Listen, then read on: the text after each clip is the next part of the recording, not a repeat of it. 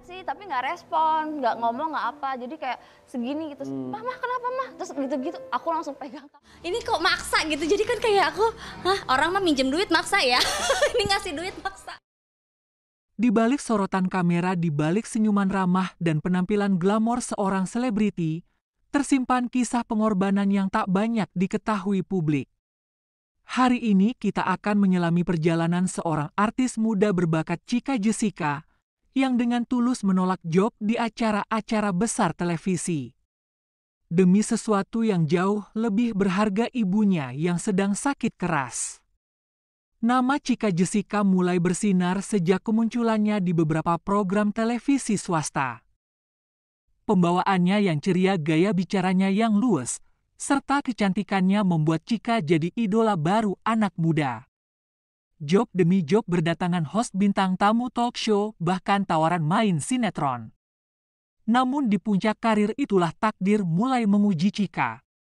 Dengan sebuah ujian besar, sakitnya sang ibunda tercinta. Awalnya hanya gejala biasa, batuk, lelah, dan kadang demam.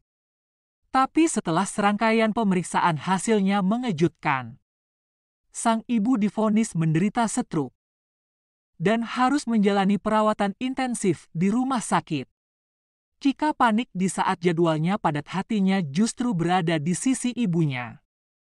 Dia tahu ini bukan saat untuk bersinar di layar kaca, tapi saat untuk menjadi pelita bagi ibunya yang sedang berjuang hidup.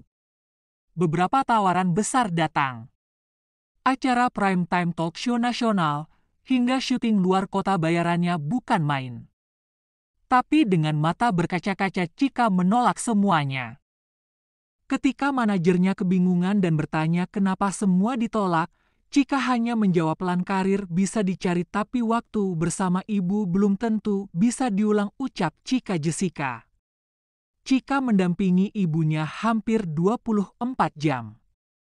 Dari memberi makan, mengganti infus, menemani terapi, hingga menyeka air mata sang ibu yang mulai merasa bersalah. Chika hanya memeluk dan membisikkan, "Ibu bukan beban. Ibu alasan aku kuat sampai sekarang," ucap Chika. Media mulai bertanya kenapa Chika tak muncul lagi. Apakah dia terpuruk? Apakah sudah dilupakan publik? Tapi Chika tak peduli. Baginya popularitas bukan prioritas, ibunya adalah segalanya. Di saat orang lain sibuk mengejar panggung, Chika memilih menemani ibunya memandangi langit dari jendela rumah sakit, sambil menggenggam tangan yang dulu menggenggamnya waktu kecil. Hari-hari berlalu, kondisi sang ibu perlahan membaik. Meski belum sepenuhnya pulih, setidaknya senyumnya sudah kembali, dan semua itu karena cinta tulus seorang anak yang rela menunda segalanya. Chika mengajarkan kita satu hal, bahwa karir sehebat apapun tak akan sebanding dengan detik-detik berharga bersama orang yang kita cintai, terutama seorang ibu. Chika Jessica mungkin artis, tapi hari ini dia jadi pahlawan untuk ibunya sendiri. Seseorang diam-diam memperhatikan perjuangan Chika Jessica. Dia adalah Raffi Ahmad, seorang selebriti papan atas yang dikenal berhati dermawan. Raffi menyaksikan sendiri video Chika yang sedang di rumah sakit, yang sedang menunggu ibunya yang terbaring. Lalu sebuah pesan masuk ke ponsel Chika Jessica dari orang yang tak disangka-sangka, Raffi Ahmad. "Tolong kirim nomor rekening ya," ucap Raffi Ahmad. Namun apa jawaban Chika? Chika mengabaikan pesan dari Raffi yang meminta nomor rekening. Tapi Raffi Ahmad tidak tinggal diam, dia tahu bantuan ini bukan soal uang, tapi tentang nyawa seorang ibu yang sangat berarti. Ia kembali menghubungi Chika. Kali ini dengan suara tegas namun tulus dari hati. "Chika, kamu nggak minta tapi aku yang mau bantu. Ini bukan kasihan, aku respect sama kamu. Kirim nomor rekening sekarang," ucap Raffi Ahmad. Tak lama setelah Chika mengirimkan nomor rekeningnya, notifikasi pun masuk. Angka yang membuat Chika terdiam, puluhan juta rupiah. Langsung ditransfer oleh Raffi Ahmad tanpa syarat, tanpa ribet. "Aku nggak tahu harus bilang apa, Vi. Makasih banget, ini bukan cuma soal uang. Tapi aku ngerasa dihargai, dilihat, disayang, ucap Cika. Doain mama ya, sekarang udah jauh lebih baik. Dan makasih buat kalian semua yang terus support. Terutama buat Raffi, Allah yang balas kebaikan Raffi, ucap Cika. Kan maksa tuh minjem duit kan. Ini nggak ngasih duit, dia maksa. Masya Allah. Kamu ditransfer Raffi Ahmad karena dia ingin membantu kamu dalam pengobatan mama. Iya Kak. Iya, Masya Allah. Masya Allah. Dia berapa kali sih dia, kayak gimana sih dari awalnya dia? Dari tahun lalu. Dari kan tahun mama lalu. kan udah jalan cuci darah tuh hampir jalan tuh mau 2 tahun lebih. Nah pas mama cuci darah, Raffi juga udah tahu. Nah itu kan udah hampir jalan 2 tahun yang lalu. Nah tahun lalu Raffi udah sini aku bantuin buat biaya mama, kata dia gitu. Nggak usah, aku bilang gitu. Nggak, itu ketemu atau obrolan tiba di belakang di panggung? Ya kita sebelum syuting lah di ruang make up lah gitu. Nah, kamu cerita apa? Nggak mungkin karena dia juga tahu beritanya gitu kan. Jadi kan nanti bahas ini ya, di briefing dulu kan. Terus kan akhirnya dia tahu. Terus dia juga nanya-nanya, kenapa mama ya gini. Ya teman-teman kan kayak Karos kan nanya, kalau nggak ada kamera pun tetap ngobrol gitu. Jadi sinilah aku bantu, aku bilang gitu. Nggak usah aku bilang gitu. Udah tuh. Terus begitu kemarin lagi, sekarang kan lagi sering syuting bareng. Dia gitu lagi tuh, sering bercandaan kan. Ciko jomblo nih, jomblo bla bla bla gitu. Tapi dia keren loh bla bla bla gitu kan. Dia lagi rawat ibunya yang sakit. Kita doain semoga sembuh ya, aku bilang gitu kan. Makasih transferannya 3M. Aku sering bercanda gitu. Waduh dia gitu-gitu kan. Udah sih habis itu, habis selesai bercandaan gitu, tiba-tiba pas kombrek dia minta transfer, minta rekening, aku transfer segini, dia bilang. Jangan, aku langsung berkaca-kaca Karos, merinding. Kok enteng banget orang ngeluarin duit segitu. Aku beneran kayak langsung, wah sadis banget. Enggak usah, cepetan. Sementara kan dia pun sibuk kan Kak Ros. Jadi udahlah, aku pikir dengan niat dia kayak gitu aja kan aku udah Masya Allah gitu kan. Udah tuh berlalu lah. Minggu depannya syuting lagi. Udah pas syuting, Cika, gue tungguin lu, kata dia gitu. Mana rekening? Oh iya, jadi sebelum itu juga kamu belum kasih nomor rekening? Belum Kak, karena kan kayak tapi dia inget ya? Inget Kak Ros gitu kan. Kok dia inget ya? Aku bilang gitu kan. Ya udah, sini berapa? Ini mau tag nih.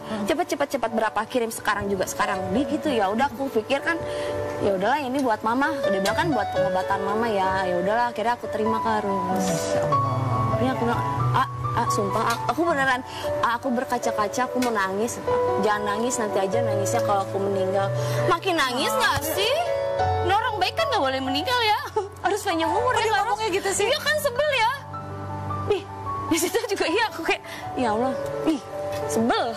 Apaan sih Dan tuh kalau gue nggak punya duit, gue minjem duit sama lo. Ya kapan lu nggak punya duitnya ya? Amin, dia banyak rezeki. Insya Allah udah bantu orang. Amin. Tapi sebenarnya kan kamu sendiri, ini kan kamu emang juga tuh kerja, juga membiayai pengobatan mama. Bahkan kamu karena merawat mama juga jam kerja kamu kurangin. Ya. Dan itu kan kamu pakai uang tabungan ya untuk biaya pengobatan kemarin ya mama. Sebenarnya itu emang dalam kondisi kalau ada butuh bantuan, kalau dapat bantuan tuh kayaknya wah lebih meringankan atau gimana? Ya alhamdulillah tuh sebenarnya tabungan aku, biaya aku pun untuk selama mama sakit tuh masih cukup banget. Jadi kalau misalkan tiba-tiba Raffi bantu, ya akhirnya ini akan aku pakai untuk tabungan dulu ketika amit-amit tiba-tiba kan kayak kemarin gitu. Kejadian harus CT scan, harus bla bla bla, harus apa, harus rawat inap. Kayak gitu-gitu itu kan memakan biaya yang lumayan gitu kan. Lumayan ngagetin ya. Lumayan ngagetin Karos. Jadi kadang kalau misalkan aku tabungan cukup, tapi misalkan aku syuting nih seminggu, terus kan udah keluar honor nih, terus tiba-tiba mamaku masuk rumah sakit harus rawat inap. Jadinya uang yang honor aku malah kepakainya buat biaya rawat inap, obat-obatan dan segala macam kayak gitu Karos. Jika kamu sendiri sebagai perempuan nih, anak perempuan ya kan, belum ada pasangan. Ya kamu ya berbakti untuk orang tua, untuk mama, untuk kakak kamu juga gitu.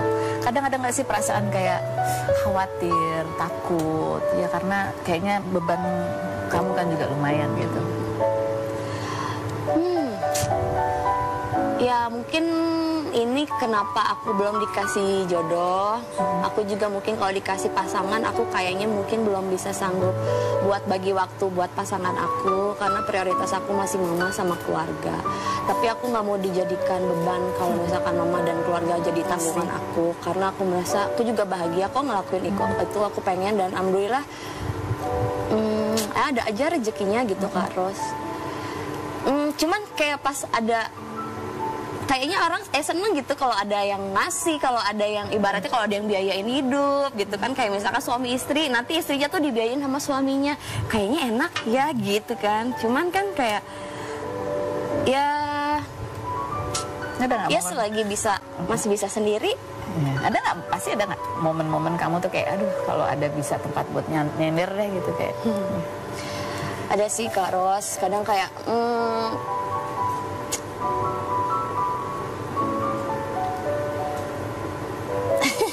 ya jatuhnya sekarang ya kalau secara fisik gitu kan ya nggak ada ya. Kalau misalkan ngadu apa-apa pasti kan doa, udah ngadunya sama Allah aja. Ya pengen kadang kalau misalkan lihat pasangan sendiri itu enak, tapi berdua lebih enak deh kayaknya gitu ya. Kadang kita hanya perlu satu orang yang peduli. Untuk mengubah segalanya, terima kasih Raffi Ahmad. Terima kasih atas ketulusan yang tak banyak bicara tapi nyata. Dan untukmu Cika Jessica. Teruslah kuat, ceritamu adalah bukti bahwa kebaikan masih nyata di dunia ini. Jika kisah ini menyentuh hatimu, bantu sebarkan video ini agar lebih banyak orang terinspirasi untuk membantu sesama. Jangan lupa like, subscribe, dan nyalakan lonceng notifikasi.